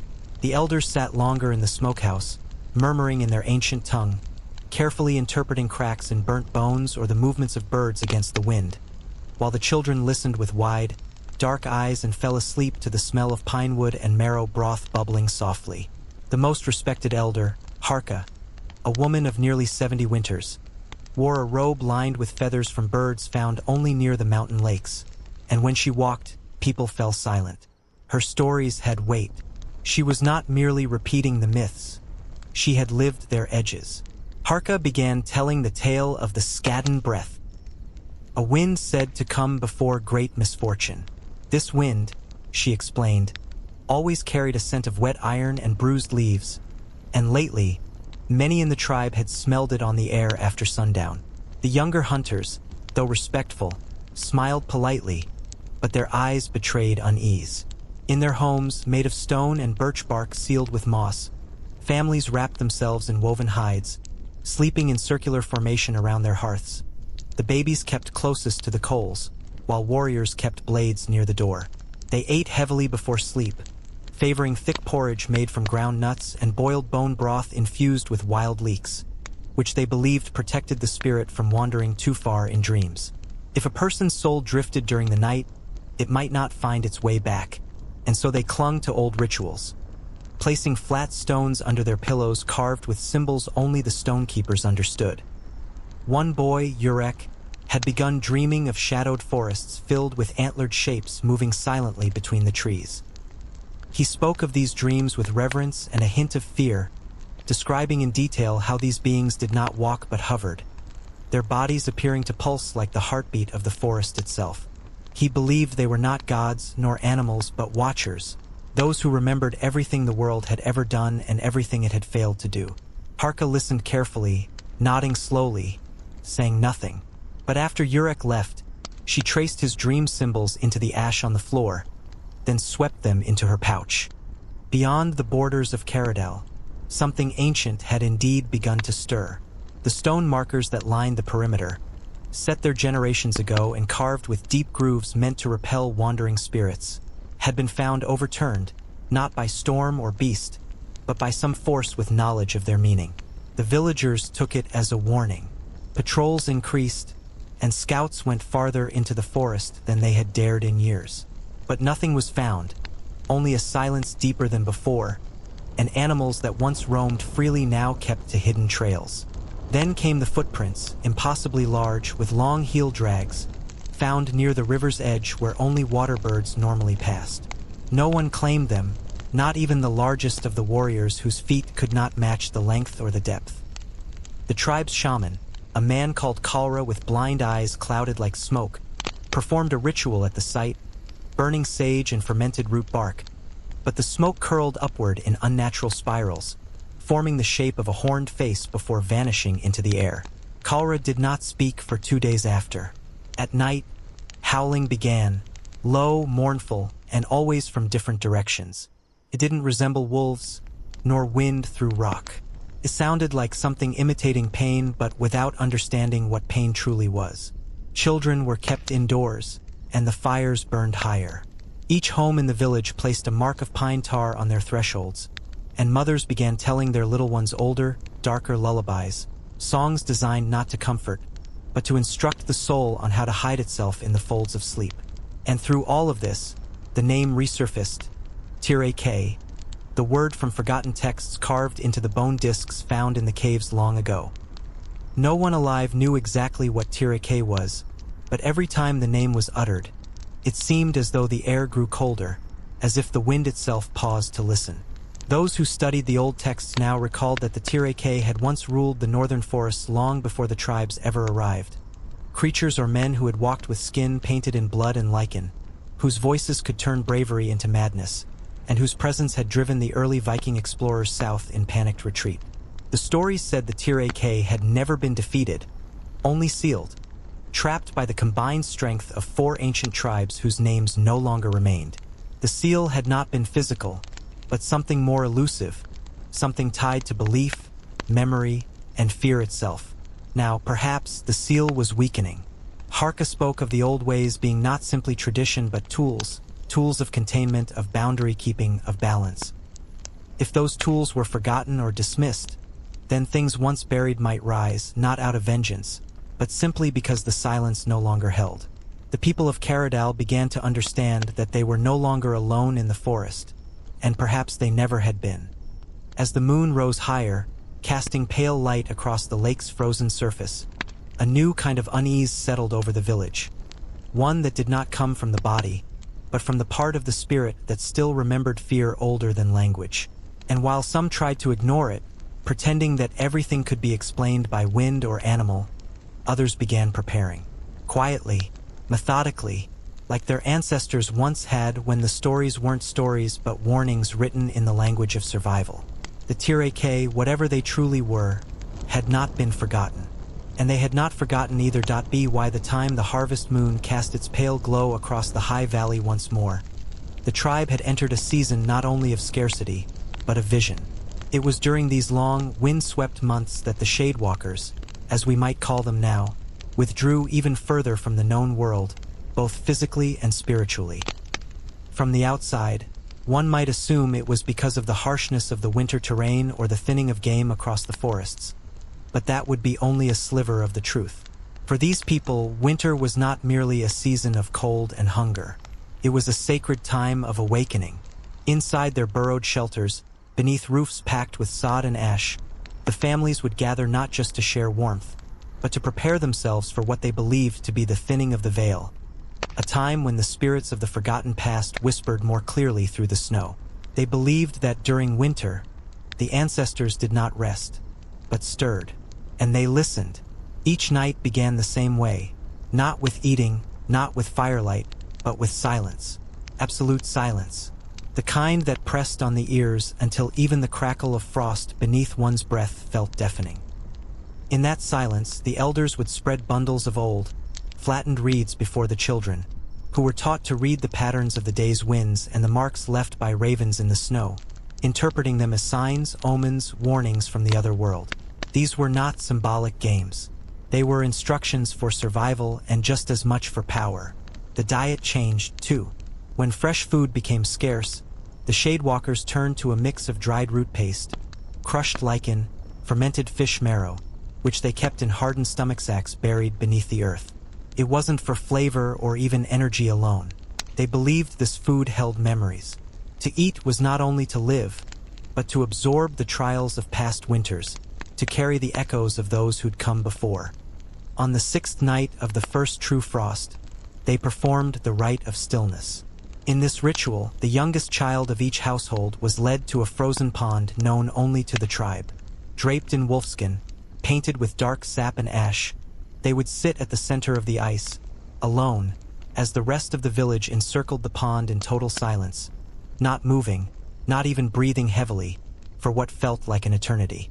The child was not told what to expect. They were only told to listen. It was not uncommon for some to see shapes moving beneath the ice, or hear a voice call from the woods behind them, even when nothing and no one was there. Those who cried or ran were comforted, but silently marked. Those who remained still, unblinking, were believed to be chosen by the Old Ones. Their path in life would change from that night onward, often in terrifying, isolating ways. These chosen ones were not celebrated like heroes. They were studied, carefully trained, and sometimes avoided. For the people believed that if you heard the voice beneath the ice, then it might one day speak through you. As spring approached, the nights became filled with strange, melodic chants, soft at first, like breath against a drum, but soon growing into long, winding tones that never seemed to repeat the same pattern twice. No outsider could make sense of these songs, but to the tribe, they were maps, sonic representations of the land, of past battles, of the flow of wolves and ghosts through the trees. The chants were often accompanied by the slow carving of symbols into flat stones, which were then buried under birch trees facing west. When asked why, the elders only said, "That is where memory sinks." Some have tried to link these practices to the fear they later inspired in the Norsemen. Others argue that it wasn't the rituals themselves, but the consequences of them that made the tribe so fearsome. After all, those who survived the rite of stillness and returned from winters speaking to no one, with eyes seemingly fixed on something just behind your shoulder, were not the same children who sat upon the ice. And the next time they were seen by outsiders, they moved not like prey, but like something else entirely, something that watched the world with unblinking resolve. Even as the days grew longer and the snows retreated to the mountains, the tension in the air never lifted. The villagers no longer sang in the mornings, and even the laughter of children playing in the river was subdued, like the land itself was holding its breath. The elders gathered in secret beneath the woven canopy of the great lodge, where firelight painted shadows of ancient battles on the walls, and whispered of omens too dark to speak aloud near the hearths of sleeping kin. A hunter named Ivar returned one evening with eyes wide from fear, claiming to have seen something moving at the edge of the dark forest, a shape too tall to be a man but too silent to be a bear. He said it watched him with glowing eyes, unmoving, unblinking, and when he dared to move, it vanished. Not into the trees but into the air itself. This wasn't the first such sighting. Other scouts spoke of strange tracks in the snow, not shaped like human feet, but twisted spirals pressed deep into the ground, as though made by something heavy and crawling. Some villagers began to carve protective symbols into their doorways, returning to old traditions, older than even their fathers remembered, passed down through murmurs and half-sung chants. They burned dried herbs in clay pots and scattered salt across their thresholds, hoping these offerings would confuse or repel whatever was watching from the woods. Yet the feeling of being observed remained constant, like a weight on the back of their necks, a breath over their shoulders when they turned away. One night, under the dim shimmer of the northern lights, a woman named Thyra disappeared. Her boots were found near the river, neatly placed side by side, with no signs of a struggle, no trail leading away. She had been tending the fishing nets and was expected home before dusk, but when the sky turned violet and her place at the table remained empty, a search party formed. They combed the banks of the river and the surrounding hills with torches and hounds, calling her name until the firelight died in their voices. All they found was a crude wooden doll half buried in the silt, carved in her likeness with eerie precision, eyes painted shut and lips sealed with pine resin. It was then that the village elders declared the Watchers had returned. Centuries ago, before the Vikings ever carved their longships or sang of Valhalla, there were tales of a forgotten people who lived deep in the mountains, beyond the reach of the sun, where the winds howled like wolves and the rivers ran black with minerals.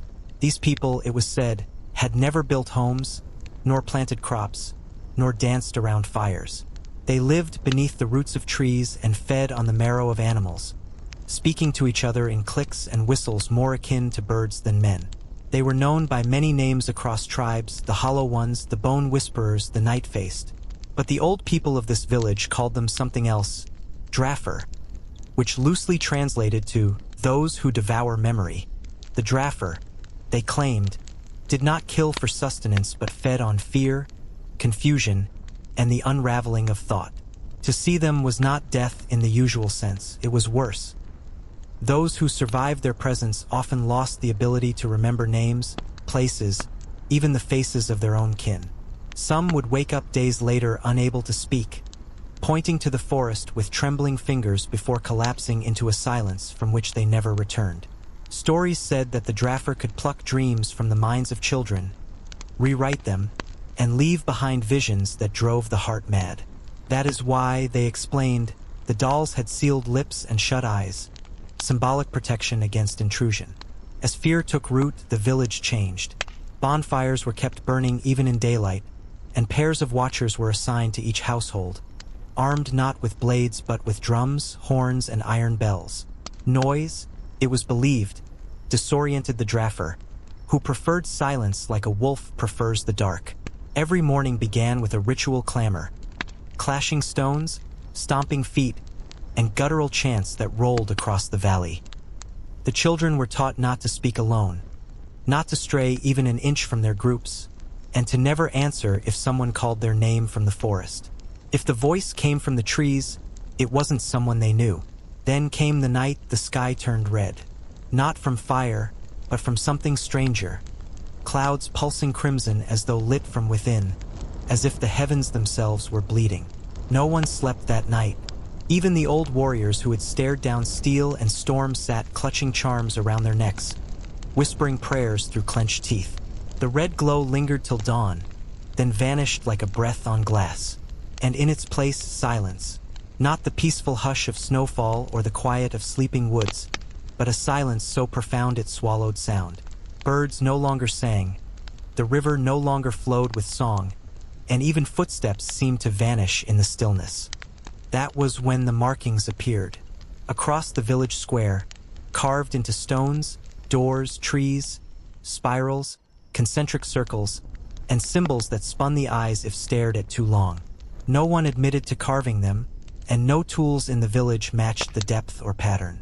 They shimmered faintly, not with light but with something else, like memory itself had been burned into the wood and stone.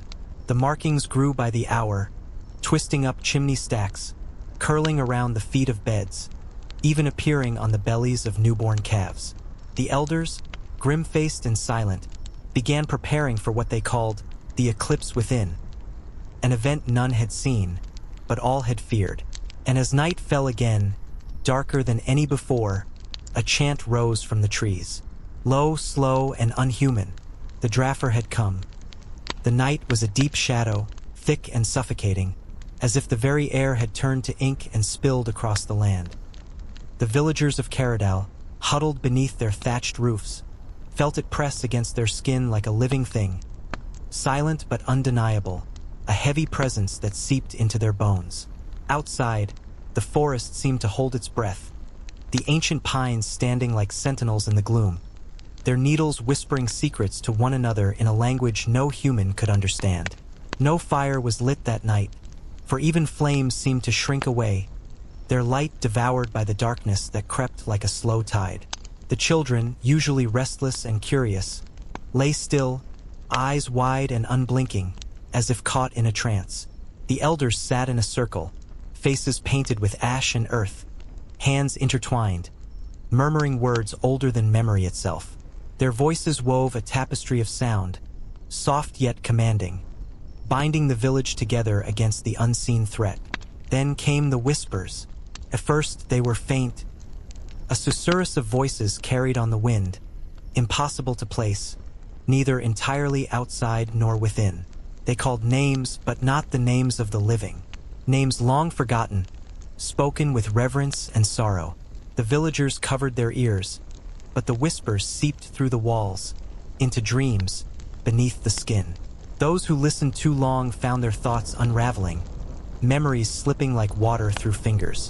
One by one, the watchers stationed around the village reported seeing figures at the edge of the trees, shapes that flickered in and out of sight, half-formed and shimmering like heat haze. They moved without sound, their limbs too long, their eyes glowing with an otherworldly light. These were no mere shadows, but the Draughar themselves, slipping between worlds, hunting not for flesh, but for the essence of life. The villagers lit small fires of sage and juniper, believing the smoke to ward off evil, but the Draughar danced just beyond the flames, their laughter echoing like the tolling of a bell. It was a sound both beautiful and terrible, weaving through the night like a poison, infecting the mind with visions of despair and forgotten sorrow. In the heart of the village, the shaman Kalra rose from his seat, eyes shining with fierce determination. With a voice that cut through the whispers, he called for silence, raising a carved wooden staff crowned with raven feathers. He began a chant, slow, deep, and resonant, calling upon the old powers buried beneath the earth and sky. The villagers joined in, their voices trembling but resolute, creating a shield of sound and spirit against the creeping darkness. As dawn approached, the whispers faded, the shadows receded, and the first rays of sunlight pierced the gloom. But the village was changed. The air hung heavy with sorrow, and the mark of the Draughar lingered in the silence between heartbeats. Some found themselves unable to recall faces once familiar. Others woke with strange symbols etched into their skin, intricate spirals and lines that glowed faintly in the dark. The elders knew this was only the beginning. The veil between worlds had thinned, and the forgotten tribe was awakening fully, no longer content to remain hidden in shadow. The Norse would come, drawn by tales of power and mystery, but the Draughar would not be so easily outwitted again. The forest waited, patient and eternal, as the winds carried the echoes of a warning older than time itself. As the dawn broke over the jagged mountains, casting pale light across frozen fields dusted with frost, the village of Caradal stirred, but the silence remained thick, a weight upon every breath. The events of the previous night had left their mark, not just in whispered fears or fleeting shadows, but etched into the very fabric of the people's souls. Mothers held their children tighter, warriors sharpened their blades with grim purpose, and the elders convened in the longhouse, their faces drawn and their voices low. The air inside was heavy with the scent of burning herbs and old wood smoke, mingling with the palpable tension that threaded through the room like an unspoken prayer. Kalra, the shaman whose chants had briefly held back the encroaching darkness, sat at the center, his blind eyes closed but his mind alert, reaching into realms unseen by mortal eyes. He spoke then, his voice a gravelly whisper carrying the weight of ancient knowledge. "The veil is torn," he said. "The Draughar hunger, and their hunger is not for flesh but for memory and life itself. They move between worlds, feeding on what once was, what could be, and what may never return." The tribe listened in silence, each heart pounding with a mixture of dread and determination. Stories from generations past were brought forth, tales of forgotten battles where the tribe's ancestors had faced not only men but spirits born of earth and shadow. They spoke of the seal, the fragile barrier woven through rituals and sacrifice, which had kept the Draughar bound beneath roots and stone. But now, with the seal weakening, the ancient powers stirred once more, and the balance threatened to tip. The elders decreed that the tribe must prepare for what was coming. Hunters were dispatched deeper into the wilderness, seeking weapons and materials imbued with power. Iron from fallen meteors, wood from lightning-struck trees, herbs grown beneath full moons. The blacksmiths rekindled their forges, hammering not only metal but talismans to ward off the unseen. Meanwhile, the young were taught new songs, rhythms woven with strength and protection, chants to call upon the spirits of the forest and bind them to the tribe's will. In the nights that followed, the forest itself seemed to respond, alive with restless energy. Trees whispered secrets through their rustling leaves, rivers sang with eerie clarity, and shadows lengthened even as the sun rose higher in the sky. Some villagers claimed to have glimpsed figures moving between trunks, tall, slender, with eyes like burning coals, faces obscured by veils of mist. They said these beings did not approach with malice but with purpose, as if beckoning or warning. Meanwhile, far to the north, the Viking Jarl Skelver steered his longship through treacherous fjords, driven by tales of the tribe's power. His crew, hardened men of steel and sea, murmured of strange lights in the forests, of screams carried on the wind that chilled their bones, and of ships found adrift without souls aboard. Yet Skelver's eyes burned with ambition. He sought not just conquest, but the secret to immortality whispered in the tribe's name. What neither the Vikings nor the tribe knew was that the forest held a secret deeper than either side could imagine. An ancient heart beating beneath the soil, woven with roots and bone, alive with the memory of worlds lost and waiting to be reclaimed. And as the winds howled through the ancient pines, the stage was set for a clash not merely of men, but of realms beyond mortal reckoning. The weeks that followed passed in a tension so thick it felt like the very air might crack under its weight. The people of Caradal moved with a careful urgency, their steps measured and their eyes sharp, scanning the edges of the forest where shadows gathered and thickened like pools of ink. They prepared not only their weapons and fires, but their minds and spirits, knowing the coming days would test more than their strength. It would test the very essence of their souls. In the village, the children ceased their games, trading laughter for quiet observation. They studied the elders' every move, memorizing chants and symbols with a seriousness that betrayed their years. The youth learned to listen for the subtlest shifts in the wind, the faintest cracks of ice beneath snow, and the whispers carried on the branches. The long nights were spent by flickering fires, where tales were told not for entertainment, but as lessons of survival, woven with warnings and hope. Harka, the oldest among the elders, held a gathering beneath the towering ash tree, its branches blackened from storms and time. She spoke of the past, of ancient alliances forged in blood and spirit, and of the fragile peace that had held for generations. Her voice was steady, carrying the weight of decades, but beneath it lay a current of urgency. "We stand on the edge of a world undone," she said. "The veil thins, and those who wait in the shadows will come. We must remember who we are and what we carry within." Outside the village, the forest seemed alive with intent. The trees shifted subtly, bending not with the wind but as if turning their limbs to watch. The animals grew restless. Deer fled deeper into hidden groves, and wolves howled long and low, their cries echoing like warnings. Even the river, once a steady murmur of life, ran with a strange heaviness, carrying whispers from the mountains to the sea. The hunters returned with strange artifacts, stones that hummed with unseen energy, bones carved with cryptic runes, and fragments of metal unlike any known forge. The smiths worked tirelessly, shaping these materials into weapons and charms. Each blade was kissed by fire and shadow, each amulet inscribed with prayers and symbols meant to bind or repel. It was said that these were not mere tools of war, but conduits of power, bridges between the world of flesh and the realm beyond. Meanwhile, far across the waters, Eskelver's fleet drew closer.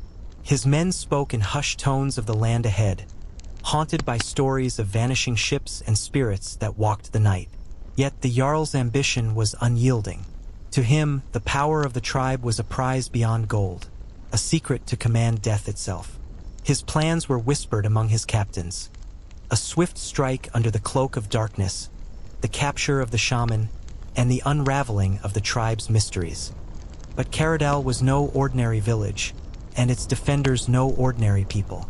The forgotten tribe had survived storms, invaders, and time itself because they were bound to the land in ways few could understand. Their fear was tempered with ancient knowledge, their courage forged in rituals older than kingdoms. As the horizon darkened with the sails of the Vikings, the forest held its breath once more, ready to unleash its wrath. The clash was inevitable, and when it came, it would not be a battle of swords alone, but a war of shadows, spirits, and the very soul of the world. The dawn arrived muted, as though the world itself was wary of what the day might bring. Mist curled low over the valley, blurring the edges of trees and hills, turning familiar shapes into ghostly silhouettes. In Caradal, the village stirred quietly, every movement deliberate and heavy with unspoken resolve. The air smelled of damp earth, smoked juniper, and the faint metallic tang of sharpened blades. Men and women dressed in cloaks dyed with deep crimson and black gathered around the great ash tree, their faces marked with ash and charcoal, eyes flickering with a mixture of fear and fierce determination. The shaman Kalra, his blind eyes clouded but his spirit sharp, stood before the crowd, his voice carrying the weight of ancient rites. He spoke of the crossing, the moment when the veil between worlds thins enough for the Draughar to pass fully into the living realm. "We cannot stop what has begun," he intoned, "but we can choose how to stand in its shadow. Tonight we will bind ourselves to the land, to the old spirits, to the strength of those who walked before us. We will sing the songs of protection and carry the fire that will not be extinguished." As the sun dipped low, the villagers prepared. They placed carved stones etched with spirals and runes around their homes, hung wreaths of bitter herbs on their doors, and fashioned talismans from bone and iron. Children were wrapped in furs and kept close, their eyes wide with both awe and dread. The hunters donned masks made from animal skulls and painted their bodies with swirling patterns meant to confuse and intimidate unseen forces. The drums began to beat, slow, deep, and unrelenting, calling to the spirits and anchoring the tribe's will. Beyond the trees, a flicker of movement caught the corner of a scout's eye. A figure stepped from the shadows, a tall, slender shape draped in mist, eyes glowing faintly with an eerie light. It did not move like a man but glided as if weightless, its presence sending a chill that seeped into the bones. The scout raised his spear, heart pounding, but the figure merely watched, unmoving, before vanishing like smoke. Meanwhile, a Skelver's fleet had reached the fjord's mouth. The Viking longships lay hidden in the mist, silent and waiting. The Jarl stood on the prow of his flagship, his gaze fixed on the distant forest. His mind raced with plans and possibilities. The capture of the shaman, the unraveling of the tribe's magic, the glory and power that would follow. His men whispered of curses and omens, but he dismissed their fears, for ambition often blinds the wise and the wary alike. As night deepened, the village came alive with the sound of chanting, the beating of drums, and the crackle of fires that painted the faces of warriors in flickering light. The air thrummed with energy, a pulse felt in the earth itself. The veil was thinner now, and the Draughar stirred, ready to step through. In the depths of the forest, ancient roots shifted, and shadows lengthened into shapes that were no longer entirely of this world. The forgotten tribe was rising, no longer content to hide in legend, but ready to reclaim what was theirs. And the battle for the soul of the forest was about to begin. The night air hung heavy, thick with anticipation and the scent of burning pine and herbs, as the village of Caradal braced itself for the coming storm. Flames danced in the hearths, casting elongated shadows that flickered against the bark walls, while the low drone of chants wove through the air like a protective web. Every face was marked with determination. Every hand gripped a weapon or talisman forged in fire and prayer. The children, though quiet and watchful, clung to the edges of the gathering, their eyes reflecting the firelight and a deep, instinctual understanding that the world was shifting beneath their feet. Kalra stood at the center, his voice rising above the chorus, weaving ancient words that seemed to ripple through the very fabric of the forest. His hands traced symbols in the air, leaving glowing trails that shimmered briefly before fading into the night.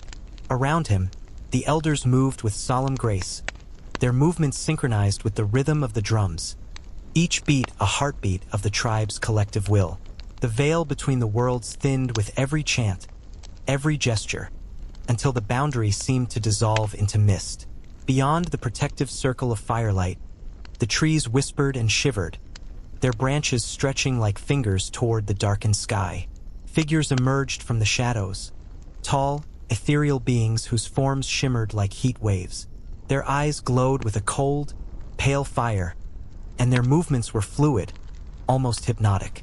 These were the Draughar, the forgotten tribe reborn in shadow, their hunger for memory and life unquenched by centuries of silence. The warriors tightened their grip on spears and axes, their breaths shallow but steady. They knew this was not a battle fought with steel alone but with spirit and will. The air crackled with tension, a palpable energy that seemed to hum beneath their skin. Suddenly, a piercing cry shattered the night, a call that echoed from the depths of the forest, both mournful and fierce, rallying the tribe to stand firm. From the trees, a wave of shadows surged forward, twisting and coiling like smoke carried on the wind. The ground trembled beneath their feet as the Draughar advanced, their forms shifting and merging with the darkness itself. The villagers responded with a chorus of defiant chants, drums pounding like thunder, and the clash of weapons ringing through the cold night air. The battle had begun, not just for territory or survival, but for the very soul of the land. Amidst the chaos, Kalra moved like a beacon, channeling the ancient energies that flowed through the earth and sky. His chants grew louder, more urgent, weaving a protective shield around the village and its people. Sparks of light flickered at his fingertips, casting eerie glows that drove back the shadows momentarily. The warriors pressed forward, their courage fueled by the strength of their ancestors and the unyielding will to protect their home. As the night wore on, the struggle between light and darkness wove a tapestry of sound and motion, a dance as old as time itself. The fate of Caradal hung in the balance, caught between worlds seen and unseen, where memory and oblivion waged their silent war. The first light of dawn crept slowly over the horizon, casting a pale glow on the shattered remains of the night's battle. The village of Caradal stood battered but unbroken, its people weary yet resolute. The fires that once blazed defiantly had dwindled to embers, their smoke rising in thin spirals against the soft morning sky. Silence settled over the land like a fragile veil, punctuated only by the labored breaths of survivors and the distant call of a lone raven. Within the great longhouse, Kalra sat slumped against the carved wooden pillars, his voice hushed as he recited the closing prayers of the ritual. His blind eyes stared into the flickering shadows, seeking the remnants of power that had been drawn upon and the toll it had taken. Around him, the elders tended to the wounded, their hands steady despite the exhaustion etched deep into their faces. The tribe's spirit remained unyielding, even as the weight of loss pressed heavy upon their hearts. Outside, the forest seemed to breathe anew, its ancient roots winding silently beneath the frost-kissed earth. The Draughar, though driven back, had left their mark, a lingering chill that seeped into the bones, a whisper on the wind that spoke of unfinished business and dark promises. The tribe knew this was but a reprieve, a moment's peace before the shadows stirred once more. Children gathered near the embers of the dying fires, their eyes wide with questions too heavy for their years. They listened as the elders spoke of the night's events, not in tales of glory or despair, but as lessons carved into the memory of the people.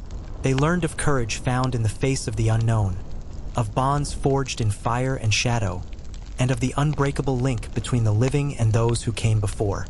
As the sun climbed higher, casting golden light upon the rugged landscape, the village began to stir with cautious hope. Hunters prepared their bows once more, gathering supplies for the long journey ahead. Artisans set to work repairing what the darkness had broken, their hands guided by the wisdom of ancestors. The shaman, though weary, remained vigilant, sensing the shifting currents of power that danced just beyond the veil. Far beyond the trees, the sails of the Viking fleet glinted in the distance, their arrival imminent. The Jarl Eskelver, undeterred by the tales of the tribe's resilience, readied his men for the confrontation to come. His ambition burned brighter than ever, fueled by the promise of secrets hidden in the shadowed forests. But Caradal was no longer a village caught unawares. Its people had tasted the darkness and found within themselves a light that refused to be extinguished. The forgotten tribe had awakened, their voices rising like a song woven through time, echoing across the mountains and valleys. And as the world held its breath, the battle for the soul of the forest was far from over. The days that followed the clash were filled with a heavy silence, a quiet unlike any other, not peaceful but expectant, as though the very land waited for a breath to be drawn and a story to be told. The people of Caradal moved carefully, their footsteps muted on moss-covered stone and frost-hardened earth. They gathered herbs from shadowed glens and prepared salves from crushed roots and the blood of mountain goats, remedies not only for wounds of the body but for the unseen scars that whispered beneath the skin.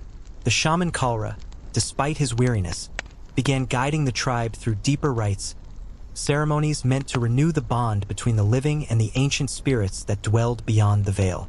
Fires burned low in the sacred circles, around which the elders sang songs that curled like smoke into the sky, weaving prayers for protection and strength. The children learned to listen not just with their ears but with their hearts, attuning themselves to the quiet languages of the forest, the rustle of leaves, the murmur of the streams, the distant calls of birds hidden among ancient branches. As the moon waned and waxed, strange phenomena became more frequent. Shadows moved with a will of their own, sometimes lingering too long near doorways, or twisting in shapes that made even the bravest glance twice. The river, once steady and sure, began to carry faint whispers, melodies half-remembered, sung in voices older than the hills. Some nights, the stars seemed to shift in patterns, as though the sky itself communicated warnings only the tribe could decipher. Meanwhile, across the fjords, Eskelver's fleet drew ever closer. His men spoke of omens, broken spears found on the shore, ravens circling overhead in unnatural numbers, and the cold that seemed to seep from the land itself, biting deeper than any winter chill. Yet, despite these portents, the Jarl's resolve hardened.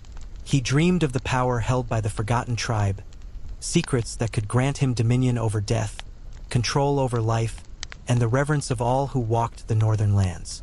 Back in Caradal, the tribe prepared not just for battle, but for survival.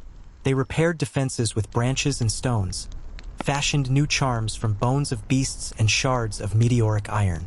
The young warriors trained tirelessly, learning to move as shadows themselves, silent and swift. The elders shared knowledge long hidden in forgotten tongues: how to call upon the wind, how to cloak the soul, how to bind fear into strength. One evening, as twilight bled into night, a scout returned with news. The Viking ships had been sighted moving past the headlands, their black sails dark blots against the horizon.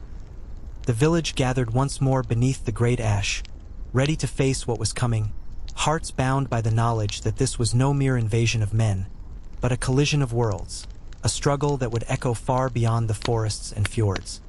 And in the stillness before the storm, the forest whispered a final warning, ancient and relentless. The night before the Vikings' arrival was unlike any other the tribe had known. The wind howled through the trees with a voice that seemed both mournful and urgent, carrying scents of salt and iron from the distant sea.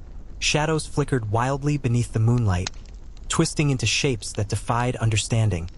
Phantoms of past and present entwined in a restless dance. The villagers of Caradal gathered in the great circle beneath the towering ash, their faces painted with earth and charcoal, bodies wrapped in furs thick against the chill. A sacred fire burned low, its embers glowing with a strange, almost alive hue. Kalra stood at the center, his presence commanding despite his age and blindness. He raised his staff, carved with raven feathers and ancient runes, and began to chant. Not in the tongue of men, but in the language of the old spirits, a sound that rippled like water and echoed like thunder. The words seemed to weave themselves into the night air, binding the village to the earth beneath and the sky above, calling upon forces long forgotten by the outside world. Around him, the tribe responded in kind, voices rising in a chorus of power and defiance. Drums pounded a steady rhythm, footsteps stamped in unison, and the scent of burning herbs thickened, forming a veil against the encroaching darkness. The young warriors brandished weapons forged with meteoric iron and sharpened bone, their eyes gleaming with a fierce determination born of both fear and hope. Beyond the trees, the forest stirred. The Draughar moved silently, their forms shifting like smoke caught in a breeze, eyes glowing faintly with a cold, otherworldly light. They were drawn to the fire's call, to the pulse of life that defied the oblivion they craved. For centuries they had waited in shadow, feeding on memory and fear, but now they stepped fully into the world, their hunger insatiable. As the hours passed, the chanting grew louder, the circle of fire expanding, weaving a shield of light and sound that held the darkness at bay. The villagers could feel the ancient power thrumming beneath their feet, a connection to the land and their ancestors that transcended time. It was a fragile defense, but it was all they had. Far across the waters, the Viking fleet crept closer, the dark sails cutting through the mist like specters. A Skelver stood at the prow of his flagship, eyes fixed on the distant shore. His heart beat with anticipation, a mixture of greed and reverence for the legends that had led him here. He could almost taste the power that awaited, the secrets of the forgotten tribe, the key to dominion over life and death. But as the first oars touched the shore, a sudden silence fell. A hush so profound that even the crashing of waves seemed to pause. The forest itself seemed to hold its breath, waiting to see who would move first in the coming struggle. And then, with a sound like the cracking of ancient bones, the battle began. The clash erupted like thunder rolling through the mountains, fierce and relentless, shaking the earth beneath the feet of warriors locked in a desperate struggle. The Vikings surged forward with the brutal force of seasoned raiders, their axes gleaming and shields raised, while the villagers moved with the silent precision of shadows, striking from hidden places and vanishing like mist. The air filled with the roar of battle cries, the clash of steel, and the scent of smoke and blood. Kalra stood apart, chanting deep and steady, his voice weaving a protective spell around his people. Sparks of blue light flickered at his fingertips as he called upon the ancient powers buried in the earth, sending waves of energy rippling through the forest. The Draughar, sensing the weakening of the barrier between worlds, slipped silently among the combatants, their ghostly forms weaving in and out, feeding on fear and confusion, turning the tide in subtle and terrifying ways. Despite the ferocity of the Vikings, the tribe's knowledge of the land gave them an edge. They led their enemies into narrow ravines where the longships could not follow, into thickets that caught weapons and limbs alike, and through streams that masked their movements. Traps made from sharpened stakes and hidden pits claimed many who dared to pursue too eagerly. The forest itself seemed to fight alongside the villagers, its roots twisting and grasping, its branches striking like fists. But the price was high. Many warriors fell that night, their names carved into the hearts of those who survived. The air was thick with the cries of the wounded and the mournful howls of wolves drawn by the scent of death. The boundary between the living and the spectral blurred as the Draughar claimed their due, slipping through wounds and fears, whispering promises of oblivion to those on the brink. Amidst the chaos, a Skelver pressed deeper into the village, seeking Kalra and the source of the tribe's power. He was met by fierce resistance, young warriors wielding blades etched with runes, elders calling upon spells forgotten by time. The shaman's chants grew louder, a chorus of defiance and desperation that seemed to shake the very air. Lightning flashed across the sky, illuminating the battle in stark, fleeting glimpses. Finally, the two forces met face to face in the shadow of the great ash tree. A Skelver's eyes burned with ambition, but Kalra's gaze held a deeper fire, the unyielding spirit of a people bound to the land and its mysteries. The clash of their wills echoed across the battlefield, a battle not just of steel but of souls. And as the dawn threatened the horizon, both sides knew that this night would be remembered not just for its bloodshed, but for the awakening of something far older and far darker than any man. As the first light of dawn pierced the darkened sky, the battlefield lay strewn with the silent echoes of the night's fury. Broken weapons, shattered shields, and fallen warriors painted a grim mosaic upon the frost-hardened earth, the scent of smoke and blood hanging heavy in the crisp morning air. The village of Caradal, scarred but unyielding, stood as a testament to the resilience forged through centuries of struggle and spirit. Kalra, weary yet unwavering, surveyed the remnants of the conflict from beneath the twisted branches of the great ash tree. His voice, though soft, carried the weight of ancient wisdom as he began a solemn chant, words that wove together the past and present, binding the tribe's wounds and calling forth the strength of ancestors long departed. Around him, the elders tended to the living and honored the fallen, their hands steady despite the sorrow that clung like a shadow. The Draughar, though driven back, lingered at the edges of the world, their forms flickering like half-remembered dreams. They whispered of vengeance and hunger, promising that the night's battle was but a prelude to a darker reckoning yet to come. The veil between worlds had been torn, and though the tribe had fought fiercely to hold it, the cost had been steep. A Skelver, battered but unbroken, retreated to his ships, his mind aflame with frustration and desire. The secrets of the forgotten tribe eluded him still, wrapped in mystery and shadow, but he vowed to return, stronger, wiser, and with forces beyond mortal ken. His men whispered of curses and omens, yet their loyalty to the Jarl remained steadfast, bound by blood and the unyielding call of conquest. In the days that followed, Caradal began to heal. Fires were rebuilt, walls mended, and songs of remembrance filled the air, weaving a tapestry of resilience and hope. The children learned not only the skills of survival but the stories of their people, tales of courage, sacrifice, and the eternal dance between light and shadow. The tribe's bond to the land deepened, their spirits intertwined with the ancient forest and the mysteries it held. Yet beneath the surface, a restless energy stirred.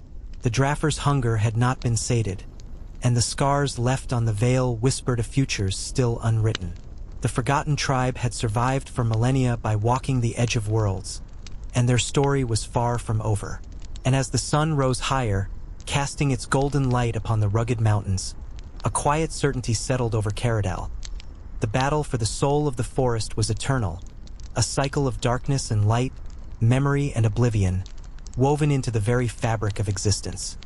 The forest around Caradal thrummed with a deep, ancient pulse, as if the very ground beneath the villagers' feet remembered every whisper, every footstep, every sacrifice made through the ages.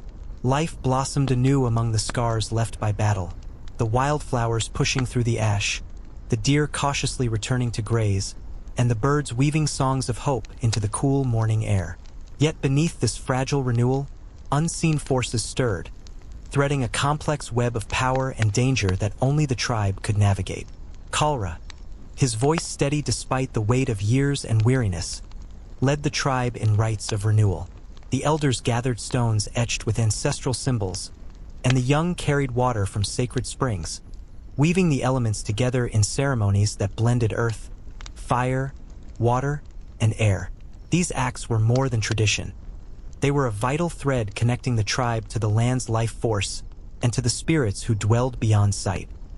Every chant, every gesture, wove a protective fabric, shielding the village from the creeping darkness that lingered beyond the treeline. But even as the tribe strengthened its bonds, the Draughar grew restless in their shadowed realm. They whispered to one another of fractures in the veil, of moments when the living and the dead touched briefly like two waves in the night sea. Hunger gnawed at their essence, an unending craving for the memories and fears of those still bound to flesh and blood. Their forms shimmered and shifted, neither fully corporeal nor Holy Spirit, waiting for the moment when they could once again cross the boundary and reclaim their place. In the northern fjords, Askelver's resolve hardened. His wounds had not dimmed his ambition, nor had the stories of the tribe's resilience.